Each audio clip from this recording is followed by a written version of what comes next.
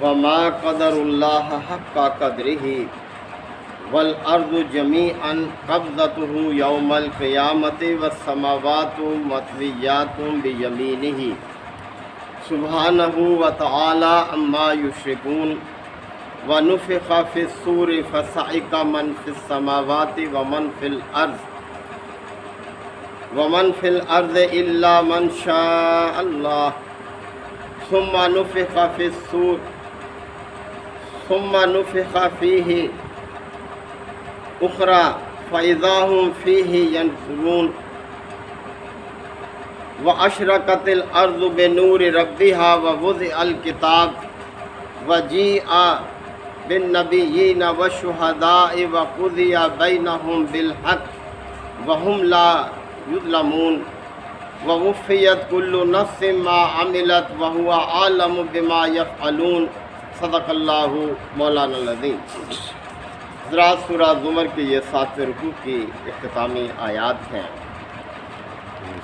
اللہ تعالیٰ نے اپنی طرف بھی متوجہ فرمایا ہے اور آخرت کی طرف بھی کہ اللہ تعالیٰ نے جو بھی وعدے کیے ہیں وہ حق ہیں اور وہ ضرور پورے ہونے والے ہیں، لہذا انسان کی کامیابی اسی میں ہے کہ وہ اللہ کے وعدوں پر یقین کرے اور پھر اپنے عمل کو درست کرے۔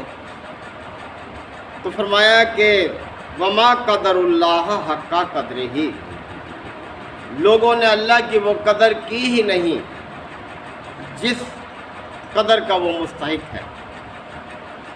اللہ تعالیٰ کی شان، اس کی عظمت، اس کی قدرت، اس کا علم، اس کی حکمت، یعنی انسان اگر ان سب چیزوں پر غور کرے تو پھر اللہ کی قدر اس کے سامنے واضح ہوگی اور پھر اللہ کی قدر وہ پہچانے گا اور اللہ کی وہ قدر کرنے کی کوشش کرے گا جس قدر کا وہ مستحق ہے۔ جیسے کہ فرمایا کہ انما یخشی اللہ من عبادہ العلماء، اہل علم ہی اللہ سے ڈرنے والے ہوتے ہیں۔ تو اللہ کی ذات کا، اس کے صفات کا، اس کی قدرت کا، اس کے حکمت کا جتنا زیادہ ادراک ہوگا کسی شخص کو، وہ اتنا ہی زیادہ اللہ سے ڈرنے والا ہوگا۔ انسان ذرا غور تو کرے اس کائنات پر کہ اللہ کی کتنی قدرت ہے، کس طرح سے اس نے یہ پانی کا اتنا بڑا ذخیرہ زمین پر رکھا ہوا ہے۔ یہ کل زمین کا کوئی 2/3 حصہ ہے جو پانی سے ڈھکا ہوا ہے، 2/3 حصہ، کوئی معمولی تو نہیں ہے، اور 1/3 کے قریب ہی یہ خشکی کا حصہ ہے جس پر انسان رہتے ہیں، جاندار بستے ہیں۔ اور اس پر بھی دیکھیں جگہ جگہ پانی کے ذخیرے ہیں، دریا ہیں، جھیلیں ہیں، زمین کے نیچے پانی ہے، یعنی کتنا اس نے پانی زمین پر رکھا ہوا ہے۔ اور پھر اور چیزوں پر غور کرے، یہ سورج، یہ چاند، یہ کوئی معمولی قدرت کی تخلیق ہے؟ یہ کس طرح سے اتنا بڑا جسم ہے کہ زمین سے سینکڑوں گنا بڑا ہے یہ سورج، کہ کس طرح سے وہ زمین کو، کائنات کو حرارت مہیا کر رہا ہے۔ ایک تھوڑی سی ہم آگ جلائیں تو کتنا ایندھن ہمارا خرچ ہوتا ہے، یہ سالن پکانے کے لیے، کھانا تیار کرنے کے لیے کتنا ایندھن جل رہا ہوگا اس میں، یہ اتنا بڑا سورج جو کائنات کو گرم کر رہا ہے۔ یعنی انسان ذرا غور تو کرے۔ مقصد یہ ہے کہ پھر وہ انسان ان ہستیوں کو اس کے مقابلے میں لا کھڑا کرتا ہے جن کی کوئی حیثیت ہی نہیں ہے، جو کہ کچھ بھی نہیں ہے۔ کتنا ہی حماقت کا ثبوت دیتا ہے انسان کہ اللہ کے ساتھ ان ہستیوں کو شریک کرتا ہے جو کوئی اختیار نہیں رکھتی اس کائنات میں۔ تو اس لیے فرمایا کہ وما قدر اللہ، لوگوں نے اللہ کی وہ قدر کی ہی نہیں، حق کا قدر ہی، جو حق بنتا ہے اس کی قدر کرنے کا۔ تو انسان کو توجہ دلائی ہے کہ اپنے رب کو پہچانے، اور انسان اپنے اوپر بھی ذرا غور کر لے، کیا معمولی تخلیق ہے یہ؟ انسان کی جو تخلیق ہے یہ کس طرح سے اس کے اندر نظام ہے جو کام کر رہے ہیں، ایک دوسرے کے ساتھ مربوط ہیں۔ انسان چلتا ہے، پھرتا ہے، اٹھتا ہے، بیٹھتا ہے، کھاتا ہے، پیتا ہے، سانس لے رہا ہے اور سو رہا ہے، یعنی کیا اس کے اندر اللہ تعالیٰ نے دیکھے رکھا، کس طرح سے یہ نظام بنا دیا۔ اور یہ دماغ کتنی میموری ہے اس کی، کتنی اس کے اندر جو ہے ذخیرہ کرنے کی صلاحیت ہے۔ اگر اس میموری کا انسان آج اتنے انٹیگریٹڈ سرکٹ اس نے بنا لیے ہیں، تھوڑی سی جگہ میں کتنی میموری ہے دیکھیں موبائل کے اندر، اگر انسان کے ذہن کے میموری کا کوئی بنائے کوئی موبائل تو کہتے ہیں کہ فٹ بال کے گراؤنڈ کے برابر بنے گا۔ یعنی کس طرح سے اللہ کی قدرت ہے، ذرا غور تو کرے انسان کے۔ تو وما قدر اللہ حق کا قدر ہی، لوگوں نے اللہ کی وہ قدر کی ہی نہیں جس قدر کا وہ مستحق ہے۔ والارض جمیعا قبضتہ یوم القیامہ، اور قیامت کے دن یہ زمین پوری کی پوری اس کے قبضے میں ہوگی۔ کیا سمجھتے ہو تم؟ کن کن ہستیوں کو تم نے کیا سمجھ رکھا ہے؟ والسماوات مطویات بیمینہ، اور یہ آسمان اس کے دست راست میں لپٹا ہوا ہوگا۔ مطلب یہ ہے کہ یہ ساری کائنات قیامت کے دن بھی اور آج بھی ساری کے ساری اسی کے قبضہ قدرت میں، اس کے قائم رکھنے سے قائم ہے، اس کی تخلیق سے یہ سب وجود میں آئی ہے یہ ساری کائنات، اور ہر وقت وہ نگاہ رکھے ہوئے ہے اپنی ایک ایک چیز پر، وہی چلا رہا ہے ساری کائنات۔ سبحانہ، پاک ہے وہ تو۔ اے انسان، تو جو غلط سوچ رکھتا ہے اپنے رب کے بارے میں، وہ تو پاک ہے ہر چیز سے، اس کے ذات میں کوئی نہ کوئی عیب ہے، نہ کوئی نقص ہے، کوئی کجی نہیں ہے، وہ ہر چیز سے پاک ہے۔ وَتَعَالَىٰ عَمَّا يُشْرِكُونَ، اور اللہ پاک ہے، بالا تر ہے اس شرک سے جو لوگ اس کے ساتھ کر رہے ہیں، جن جن چیزوں کو اس کے ساتھ شریک کر رہے ہیں وہ ان سب چیزوں سے بالا تر ہے، پاک ہے۔ وَنُفِخَ فِي الصُّورِ، اور سور پھونک دیا جائے گا۔ سور، یہ یاد رکھیں، یہ سور سواد کے ساتھ ہے، اور وہ جانور جو سور ہے وہ سین سے ہے وہ، تو یہ سور وہ ایک چھوٹا سا وہ اعلیٰ منادی کرنے والا جو اپنے منہ کے آگے رکھ کے اعلان کرتا ہے جس سے آواز ذرا بلند ہو جاتی ہے، وہ مراد ہے اس سے۔ یعنی جب سور پھونک دیا جائے گا، اسرافیل جو ہے، حدیث پاک میں آتا ہے کہ سور جو ہے وہ منہ میں لگائے ہوئے، کان لگائے ہوئے کھڑے ہیں انتظار میں کہ کب رب کا حکم ہوتا ہے۔ اس طرح سے چوکنے اپنے اس کام کے لیے وہ تیار ہیں ہر وقت، اور ہم جو ہے غافل ہیں، ہم اپنے رب کو کس طرح سے فراموش کیے ہوئے ہیں، اس سے بیگانہ ہے، بالکل ہماری کوئی توجہ نہیں ہے۔ تو فرمایا جا رہا ہے وَنُفِخَ فِي الصُّورِ، سور پھونک دیا جائے گا، فَصَعِقَ مَن فِي السَّمَاوَاتِ وَمَن فِي الْأَرْضِ، اور آسمان اور زمین میں جو ہے ہر چیز مر کر گر جائے گی، اِلَّا مَن شَاءَ اللہ، سوائے اس کے جسے اللہ چاہتا ہے۔ یعنی اللہ کی ہی قدرت ہے، اس کی قدرت سے یہ سب کچھ ہوگا، اس کے حکم سے ہوگا یہ سب کچھ۔ ثُمَّ نُفِخَ فِيهِ أُخْرَىٰ، پھر ایک اور سور پھونکا جائے گا۔ یہاں یہ دو سور پھونکنے کا ذکر ہے، سورہ نمل میں ایک تیسرے سور کا بھی ذکر ہے جو ان دونوں سے پہلے ہوگا، اور وہ سور جب پھونکا جائے گا ہر چیز لرز جائے گی، خوف زدہ ہو جائے گی۔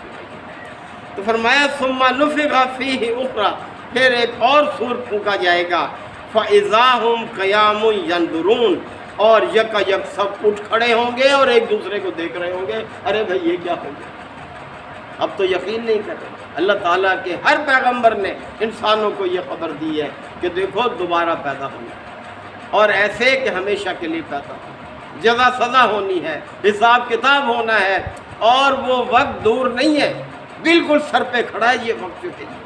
اب آپ دیکھ لیں کتنی دیر لگتی ہے، انسان چلتا پھرتا ہوتا ہے، پتہ چلتا ہے فلاں شخص فوت ہو گیا، چند گھنٹے لگتے ہیں وہ زمین کے نیچے پہنچ جاتا ہے، اور پھر زمین کے نیچے کتنا ہی عرصہ پڑا رہے، چاہے وہ قیامت برپا ہونے تک ہزاروں سال، جب اٹھے گا اور جب پوچھا جائے گا کم لبثتم، کتنا عرصہ رہے ہو اس کیفیت میں، تو وہ کہے گا لبثت یومن او بعض یوم، بس ایک دن یا اس کا کچھ حصہ ہی رہا ہوں اس کیفیت، اور اپنے رب کے سامنے حاضر ہوں۔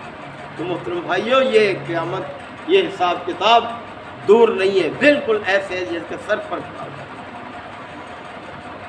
تو لوگ ایک دوسرے کو دیکھ رہے ہوں گے، سب کے سب اٹھ کھڑے ہوں گے، نکل آئیں گے اپنے اپنے مرکزوں سے، قبروں سے۔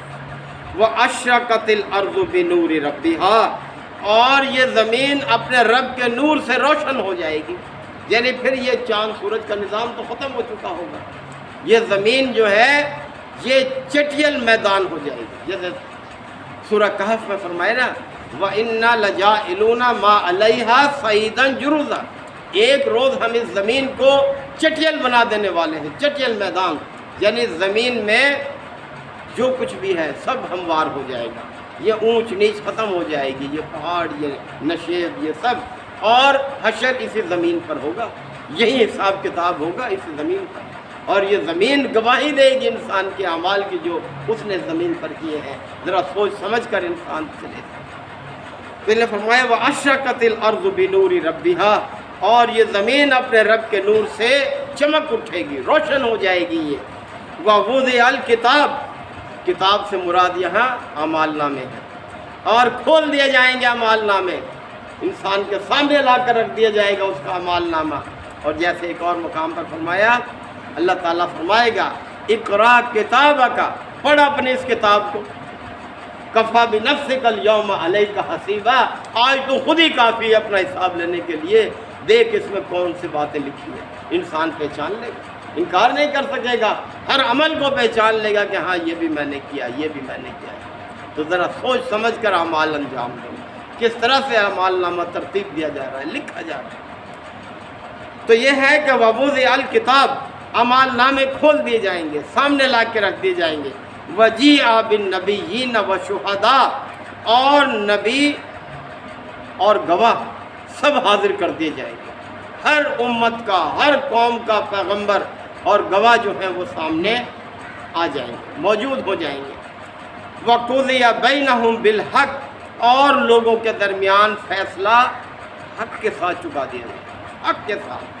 وَهُمْ لَا يُظْلَمُونَ، اور کسی پر ظلم نہیں ہوگا، کسی کی حق تلفی نہیں ہوگی، یعنی ایسا فیصلہ ہوگا کہ ہر شخص مطمئن ہو جائے گا، یعنی کسی کو یہ احساس نہیں ہوگا، یہ تصور بھی نہیں ہوگا کہ میرے ساتھ زیادتی ہوئی ہے، میری حق تلفی ہوئی ہے، ایسا ہرگز نہیں ہوگا۔ جیسے آج ہم اپنی عدالتوں کے باہر احتجاج کرتے پھرتے ہیں کہ میرے ساتھ یہ ہو گیا، میرے ساتھ یہ ہو گیا، ایسے نہیں، ہر شخص اپنی اس فیصلے کو قبول کر لے گا کہ ہاں میرے ساتھ یہی ہونا چاہیے۔ وَوُفِّيَتْ كُلُّ نَفْسٍ مَا عَمِلَتْ، اور ہر متنفس کو اس کے عمل کے مطابق پورا پورا بدلہ دے دیا جائے گا، ہر ایک اپنا بدلہ حاصل کر لے گا۔ وَهُوَ عَالَمُ، اور وہ خوب جانتا ہے، اللہ تعالیٰ کے بارے میں اللہ نے اپنے بارے میں فرمایا وَهُوَ عَالَمُ، اور وہ خوب جانتا ہے بِمَا يَفْعَلُونَ، جو کچھ لوگ کر رہے ہیں، یعنی جو کچھ بھی کوئی کر رہا ہے اللہ سے پوشیدہ نہیں ہے، اللہ اس کو خوب جانتا ہے۔ اور اللہ تو عمل، نیت اور ارادے، وسوسے، خیالات، ان کو بھی جانتا ہے، اتنا علیم ہے وہ، اتنا خبیر ہے۔ ہمارے اندر، دل کے اندر جو وہ ہے نا وَإِنَّهُ عَلِيمٌ بِذَاتِ الصُّدُورِ، وہ تو سینوں کے بھید تک جانتا ہے، انسان کیا چھپا سکتا ہے اپنے رب سے۔ اور پھر یہ کہ اَلَا يَعْلَمُ مَنْ خَلَقَ، کیا وہی نہ جانے گا جس نے پیدا کیا، اس سے زیادہ کون جانے۔ تو محترم بھائیوں، بہت محتاط زندگی یہ بسر کرنے کی ضرورت ہے، قدم پھونک پھونک کر رکھنے کی ضرورت ہے، ہر عمل جو ہے وہ محفوظ ہو رہا ہے، اور کوئی عمل ایسا نہیں ہے جس کا نتیجہ نہ ہو، ہر عمل کا نتیجہ ہے، اچھا یا برا، انسان جانتا ہے کہ کون سا اچھا عمل ہے، کون سا برا عمل۔ اللہ تعالیٰ ہم سب کو اسی احساس کے ساتھ زندگی بسر کرنے کی توفیق عطا فرمائے۔ وآخر دعوانا الحمدللہ رب العالمین۔ الحمد للہ وکفا وسلام علی عبادہ الذین اصطفیٰ۔ ربنا آتنا فی الدنیا حسنہ وفی الآخرۃ حسنہ وقنا عذاب النار وادخلنا الجنۃ مع الابرار یا عزیز یا غفار یا رب العالمین۔ اللہم انک عفو کریم تحب العفو فاعف عنا۔